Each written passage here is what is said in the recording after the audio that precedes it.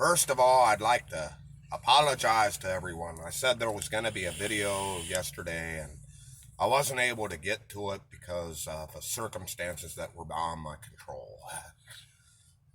I'm going to have to apologize for that because I never make a promise that I don't intend to keep. Today, I watched a meeting between the President of the United States, members of the vaping community, and a few other individuals. And then there was Juul. I don't consider Juul human beings. They're not human beings. They're moneymakers. They're sharks. They're piranha. They like to eat your children.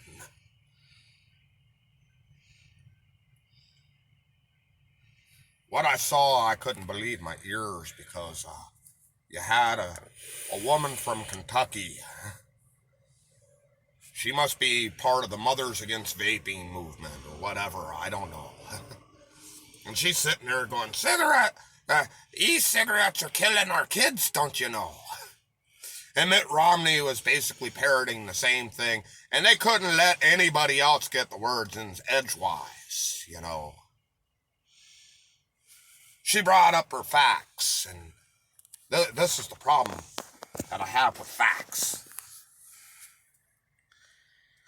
Where is your proof? Where is your proof that your facts are the correct ones, huh? Where are your facts and figures? Where are your bar graphs that show that your facts are the correct facts? You have none. You've been proven wrong time and time again, and you don't give a shit. Well, kids are getting these e-cigarettes from vape shops. Our studies show that they're getting them from vape shops all across the country. Really? So 15-year-old kids walking into a vape shop and buying e-juice and mods and tanks.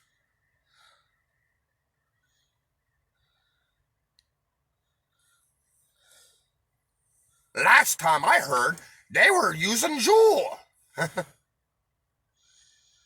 And their nicotine addiction that they have, which has doubled over the years, I don't know how, considering kids have been smoking since the 1900s.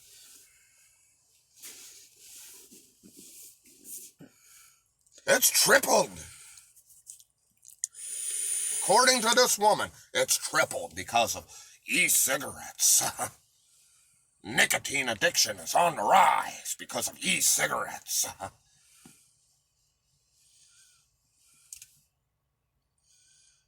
There's only so much bullshit you can spew out. Because when you're lying, and that's what we're talking about, lies. Not fact, but fiction. And it just rolls off your tongue. It rolls off your tongue just like that.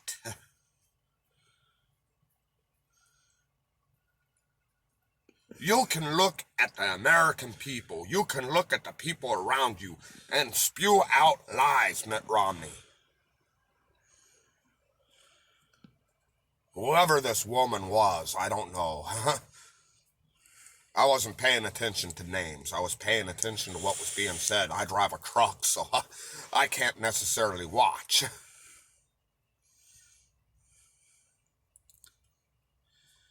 You want to lie to the American people because you want your big company over here to have the entire market, and that's where I'm going with next.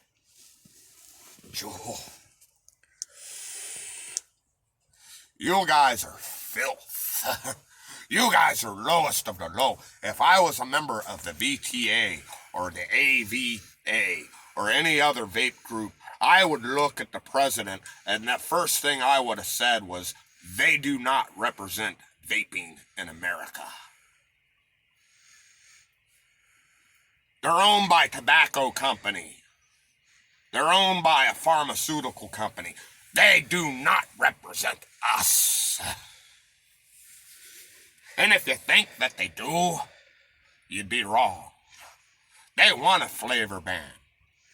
They were all about throwing the vape industry under the bus to get their flavor ban, because if they get their flavor ban, they'll be the only ones, the only ones that can produce this stuff. Once again, Big Tobacco has what they want.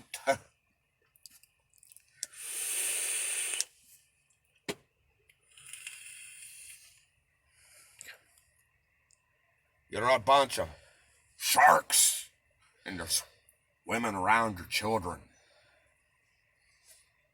You know, and this is what really gets me.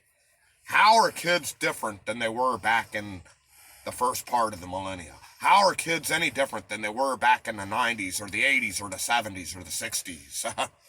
How are they any different?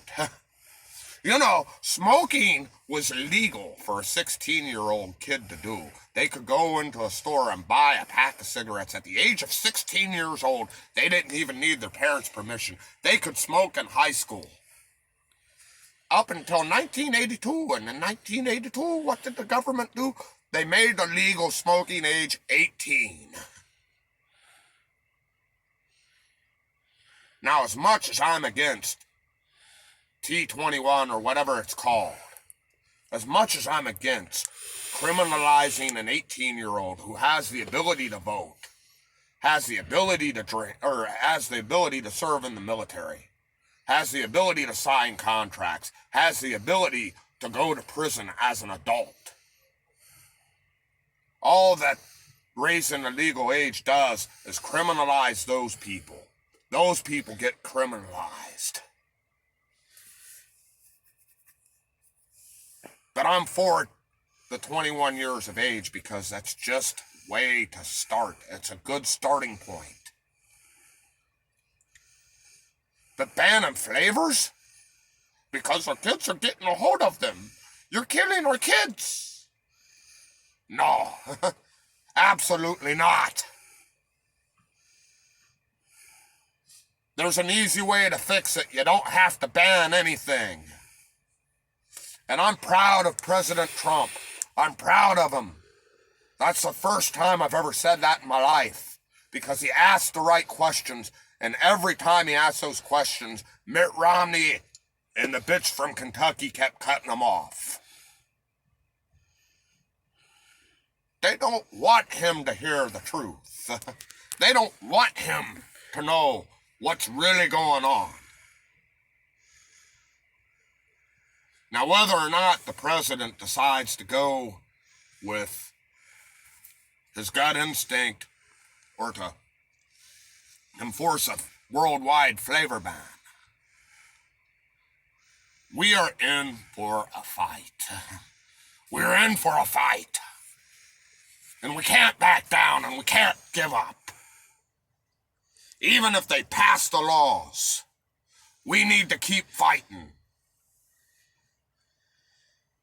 We need to fight with every breath that we have, every fiber in our being. We need to fight. Because if we do, we lose this. We lose ourselves. We lose what it means to be citizens of the United States of America. And I do believe our country is not beyond saving. But we have to fight together. And I seen this the other day. I seen a rally where people were marching in separate groups. They weren't linked arm in arm. And when they saw the media walking up to them, or they saw the media off to the side filming them, they didn't say report the truth. They didn't say we vape, we vote. It was rather unenthusiastic, let me tell you, from what I saw, what I heard. And I'm not putting anybody down, but if you give up the fight, if you give up this fight, you let them win, and we can't do that. So I'm telling you right now, we need to stand together, because together we win, divided we fall. Have a good night, everyone.